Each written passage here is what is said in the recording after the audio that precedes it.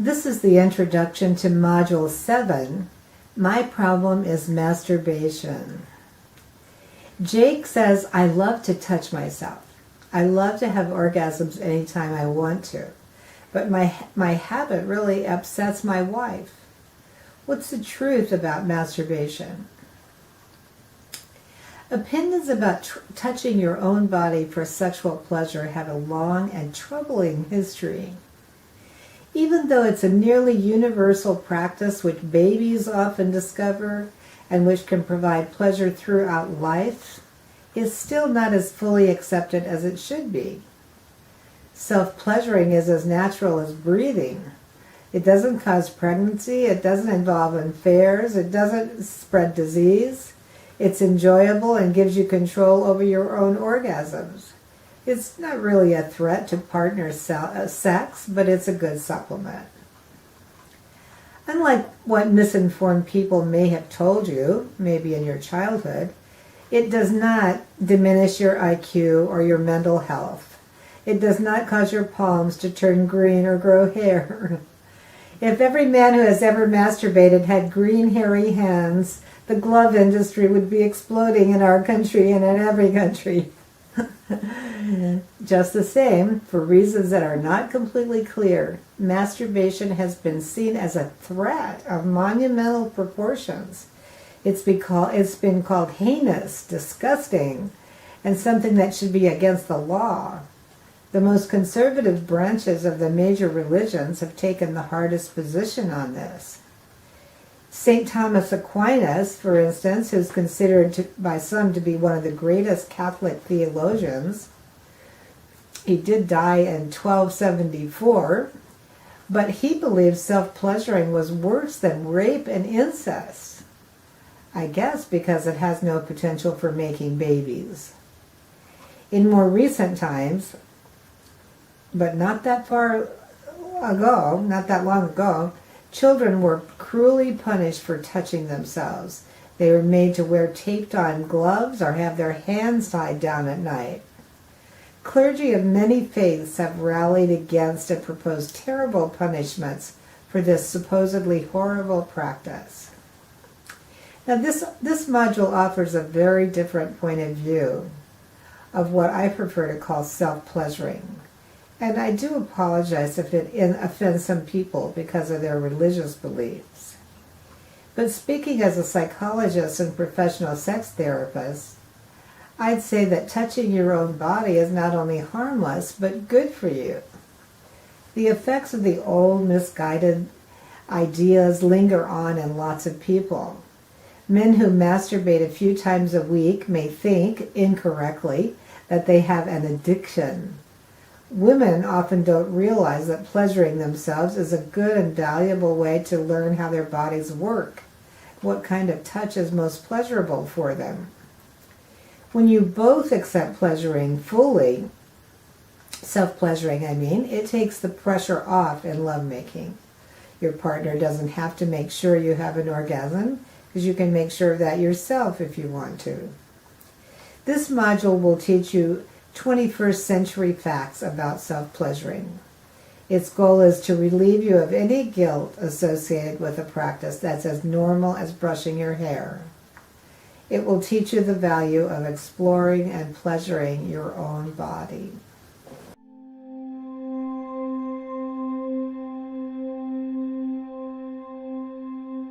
My favorite quote about masturbation is from Thomas Szasz. He said that masturbation is the primary sexual activity of mankind. In the 19th century, it was a disease. In our time, it's a cure. That sums it up pretty well. First, let's change our vocabulary. Self-pleasuring is a much better word for this absolutely harmless activity of giving yourself sexual pleasure. Touching yourself to the point of orgasm provides sexual relief, delight for some, and teaches you what kinds of touch help you to reach orgasm most easily. It's a good thing. As Betty Dobson said, self-pleasuring is the foundation for all of human sexuality. It's our first natural sexual activity. It's the way we learn to like our genitals, and it's how we discover sexual pleasure. With one exception, self-pleasuring is a risk-free activity. It has none of the risks of an affair, no risk of pregnancy, no risk of sexually transmitted diseases, no pressuring anyone into having sex with you, no being forced to postpone a persistent sexual need until you get home from your business trip. The only possible risk, can you guess? It's between your ears. If some part of you thinks touching your own body is a nasty, distasteful, maybe sinful activity, indulging it may lower your self-esteem and your self-confidence and cause you to feel guilty. I encourage my female clients to see self-pleasuring as a positive learning experience. I encourage them to self-pleasure as much as possible so that they can learn exactly what feels good and what brings them to orgasm. To my male clients, I offer a different kind of encouragement, letting them know that their enjoyment of masturbation is normal and nearly universal among most males and many, many females. What about masturbation addiction? Based on my many years as a sex therapist, I'd say that quite a few men think masturbation addiction exists and they think they have it. Why? Because they like touching themselves, and even if they have a regular partner, they enjoy having more orgasm than their relationship provides. This is not an addiction. This is a subject for couple therapy and negotiation.